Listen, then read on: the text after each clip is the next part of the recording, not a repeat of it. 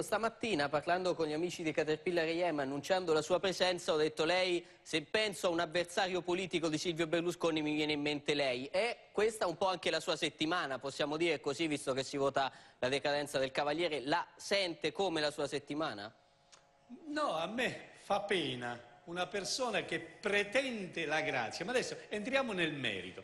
Ma perché mai bisognerebbe concedere la grazia? La grazia è un gesto di umana pietà nei confronti di chi si pente perché ha sbagliato. Questo da Presidente del Consiglio frodava lo Stato, non pagava il fisco e vuole la grazia senza manco chiedere e senza pentirsi. Ma ci abbiamo scritto Giocondo qua, pure Napolitana alla fine, meglio tardi che mai, ha capito che bisogna questo signore allontanarlo, non farci le larghe intese.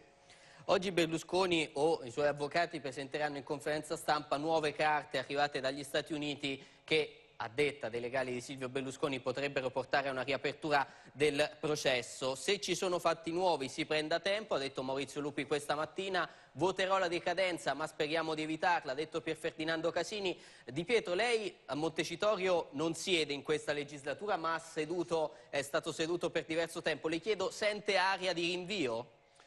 Non può esserci aria di rinvio, altrimenti il Paese davvero verrebbe fuori con le forche davanti al Parlamento. Non c'è una ragione al mondo per cui bisogna rinviare un atto che prevede la legge. Non è un colpo allo Stato quel che sta facendo il Parlamento, è un colpo alle istituzioni quel che pretende Berlusconi e i suoi. A me quel che preoccupa in questo momento non è tanto il Berlusconi in sé, è una persona che è stato condannato, non lo vuole accettare, pace all'anima sua, se ne farà una ragione. Mi preoccupa quei milioni di berlusconiani che non si rendono conto che stanno difendendo una persona che si fa gli affari propri, non quelli del Paese. Per cui a me quel che preoccupa è che in questi 20 anni abbiamo ideologizzato un modo di fare, di essere e di stare in politica che non fa gli interessi del Paese. Ecco, vorrei rivolgermi a questi italiani.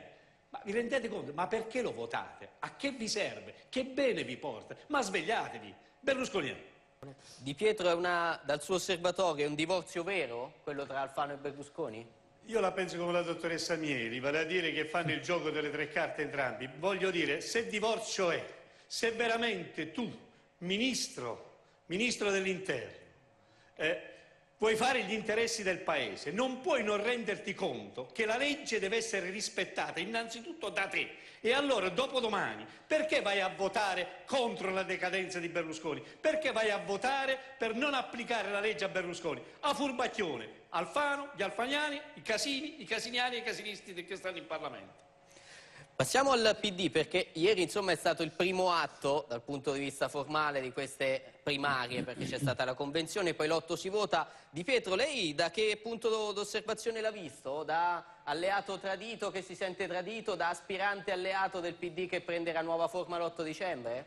Ma noi dell'Italia dei Valori abbiamo deciso di ricominciare da capo, per esempio facendo un primo atto vero, reale. Non solo un congresso di partito che ha eletto un nuovo segretario, Messina, ma togliendo il mio nome da quel partito che ho fondato, perché c'è stata un'esperienza che è durata 20 anni. Dopo la Prima Repubblica, che io ho contribuito a mandare a casa con l'inchiesta Mani Pulite, sono nati dei partiti di necessità: Bossi, Berlusconi, Di Pietro, Grillo, Renzi. Adesso abbiamo bisogno di un partito che deve essere l'espressione dei cittadini. Noi dell'Italia dei Valori per primo abbiamo fatto questo gesto di umiltà, di responsabilità. Intendiamo da una parte denunciare le cose che non vanno, come fa Grillo, ma ci rivolgiamo ai cittadini per dire: guardate che la protesta dura lo spazio di un giorno, ma a fine giorno, se non si risolvono i problemi per far mangiare tutti i cittadini, si muore di fame. E per questa ragione abbiamo deciso, come Nuova Italia dei Valori, di essere un punto di riferimento per la costruzione di un nuovo centrosinistra che in un sistema bipolare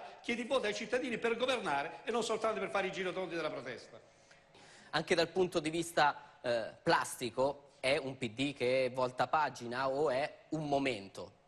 Ma certamente c'era il PD di ieri e il PD di domani. Il PD di ieri non c'era, ma c'è, in quanto c'è nella realtà territoriale, c'è nelle realtà istituzionali. Io credo però che non bisogna buttare tutto nella polvere. Io credo che chi ha fatto un pezzo di storia può essere un punto di riferimento per ciò che è stato, anche per gli errori che ha fatto, per non sbagliare. Io guardo l'esempio della nostra piccola Italia dei Valori. L'Italia dei Valori è arrivato fino al 9,5%, il 10%, è stato un punto di riferimento importante. Dopodiché ci siamo resi conto che mettersi solo dietro una persona o dietro un gruppo ristretto di persone non vai da nessuna parte. Per questa ragione, con senso di responsabilità, io sono ridiventato un militante dell'Italia dei Valori per aiutare la nuova generazione ad andare avanti. Se la vecchio PD può fare questa cosa pensando che il PD di domani non può basarsi solo sulle ideologie del passato, perché ormai il tempo è passato e c'è bisogno di nuove realtà, anche di nuove facce, nuove volte, nuova voglia di ricostruire un'alleanza. Io credo che possono essere un punto di riferimento. Se invece si mettono a fare quei bastoni fra le ruote, avremo fra qualche mese, se non fra qualche settimana, quel che sta succedendo al PDL adesso, cioè vale a dire che litigano fra di loro semplicemente pensando agli interessi propri. Arrivo subito da Maria Teresa, ma Di Pietro, con quale PD dialogherebbe meglio la sua Italia dei Valori? Quale ha sentito più vicino come suggestioni? Quello di Civati, quello di Cooperlo o quello di Renzi?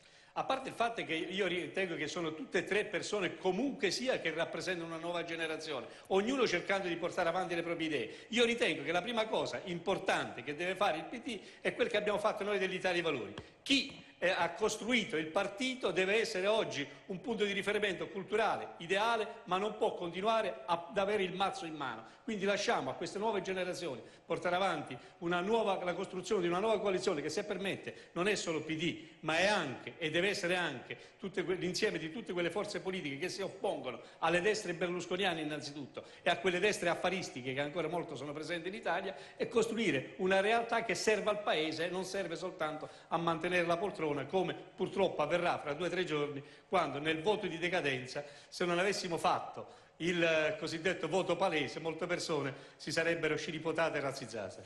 Di Pietro, noi abbiamo titolato un centrosinistra vasto, il riferimento è alla sua Vasto. Ci crede ancora di poter fare un'altra foto, lei, Nichi Vendola e Matteo Renzi, Gianni Cooperlo o Pippo Civati? Io mi auguro che ci sia un nuovo centrosinistra con quei 3 partiti come punti di riferimento, ma con 3 nuove leve che rappresentano quella storia, ma vanno oltre quei fondatori. Un nuovo partito democratico, tutto di centrosinistra, che tenga insieme tutto il centrosinistra, può tenere dentro anche l'Italia dei Valori?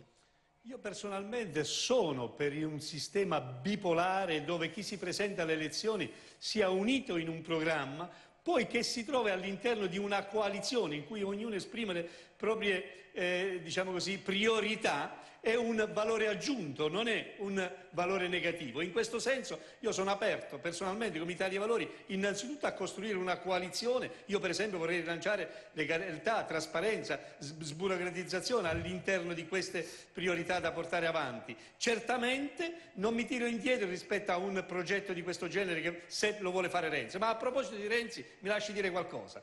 In Di Pietrese sicuramente è un ottimo venditore, ma qual è il prodotto che vende non ancora lo sappiamo. Può essere un vino buonissimo o può essere un aceto marcio. In questo senso io mi metto in gioco e metto in gioco l'Italia dei Valori per dargli una mano, ma ovviamente voglio vedere qual è il prodotto, perché non voglio fare la figura del venditore di un allocco. Detto questo, io credo che in questo momento Renzi sta rischiando di fare un errore gravissimo che per esempio ho fatto anch'io, che nella nuova Italia dei Valori non vogliamo ripetere più. Certamente con i vari Crisafulli, i vari De Luca lui ha realizzato molti voti per raggiungere, diciamo così, una visibilità e una priorità nell'essere eletto, ma con quei voti che ci fa se non appunto un voto di scambio? E allora non facciamo l'errore, caro Renzi, di costruire una squadra che sa soltanto di ripetuta squadra che serve a mantenere le stesse persone negli stessi posti di comando. Facciamola veramente questa rottamazione, non con le parole, ma anche con i fatti. E io ci sto a fare un passo solo per dovere di cronaca. Crisafulli appoggia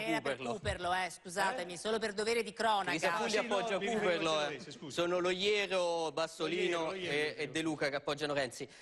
Di Pietro, possiamo fare un passo? Guarda che anche, lo dico anche all'altro, voglio dire, Crisafulli certamente ha tanti voti, ma questi nuovi che si appoggiano ai vecchi, ma per avere le tessere e per avere i voti, io non li ritengo un nuovo vero, ritengo un nuovo che deve ancora fare un passo avanti liberandosi di tutti quest'oro. Tra poco ci veniamo anche al prodotto che offre Matteo Renzi. Le chiedo di fare un passo indietro, Di Pietro. Lei ha detto siamo interessati a un progetto unitario, perché quando con Veltroni ci fu anche l'accordo per fare i gruppi unitari dopo le elezioni con quel PD a vocazione maggioritaria del Lingotto che ricordava Maria Teresa Meli, perché poi i gruppi unitari PD Italia dei Valori non nacquero alla Camera? Non nacque perché né io né Veltroni la coltivammo. Torno a ripetere, in questo momento anche l'Italia dei Valori ha tutto l'interesse a mantenere la propria identità e le proprie priorità nell'ambito programmatico. Io non escludo che un futuro possa essere un futuro unitario che abbracci tutti il modello riformista,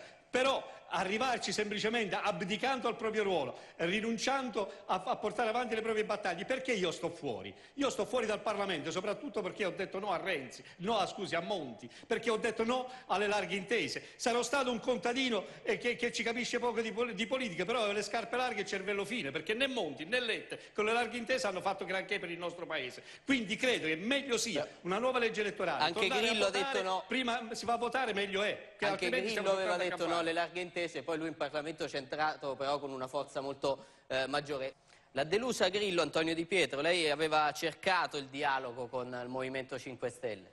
Grillo ha avuto e ha un grande pregio, quello di aver messo insieme la protesta e incanalarlo verso una protesta istituzionale, cioè le elezioni, perché siamo veramente alla vigilia di una rivolta da parte dei cittadini, perché qui si parla, ma a fine settimana, a fine mese non si arriva con lo stipendio. In questo senso io credo che il merito di aver messo insieme questa realtà eterogenea, che non è né di destra né di sinistra, di cittadini sfiduciati, tant'è vero che dove si va a votare oltre il 50% neanche più va a votare, in questo senso merito gliene va dato. Detto questo, io credo che il Movimento 5 Stelle, un po' come è stata la prima Italia dei Valori, fin quando rappresenta la protesta, ripeto, va bene una volta, due volte, tre volte, poi fai come il girotondo, tutto giù per terra. Ecco perché io ho impresso all'Italia dei Valori una nuova svolta, quella di contribuire a costruire un'alternativa. In questo senso io sono d'accordo su quel che dicevano gli altri interlocutori, vale a dire che Renzi non va né criticato né osannato subito, ma gli va data una chance. E in questo senso l'Italia dei Valori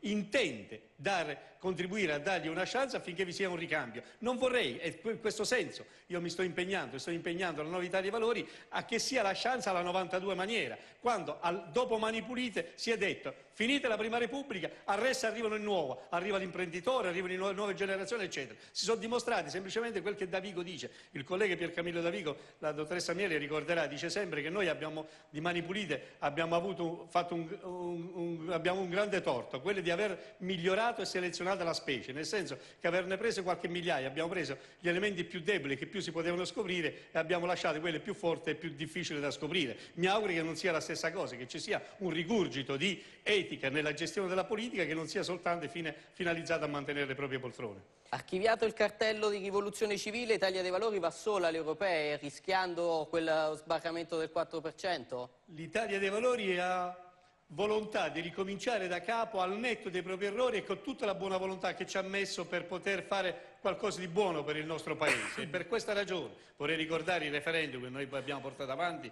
in questi anni, l'ultimo, quello sul lavoro con 1.200.000 firme raccolte, che pure la Cassazione ha dichiarato inammissibile, ma su cui pure bisogna tenere conto, perché sono centinaia di migliaia di cittadini che vogliono che scambi queste regole. L'Italia dei Valori quindi sarà un banco di prova anche alle prossime europee. Alle prossime europee saremo presenti col nostro simbolo. Io stesso ho riproposto la mia candidatura perché sento di poter ancora fare e dare qualcosa al mio Paese, e comunque sia le nostre candidature, che sono già aperte, saranno non dell'Italia dei Valori, ma soprattutto di quella parte della società civile che ha voglia di fare politica nell'interesse del Paese e non soltanto di arrabbiarsi quando vede che le cose che non vanno. L'Italia dei Valori si proporrà alle prossime europee con un banco di prova, appunto, per far capire al centro-sinistra che è una forza politica importante per costruire una coalizione insieme, non solo per vincere, ma anche per ben governare e non solo per protestare alla Grillo maniera.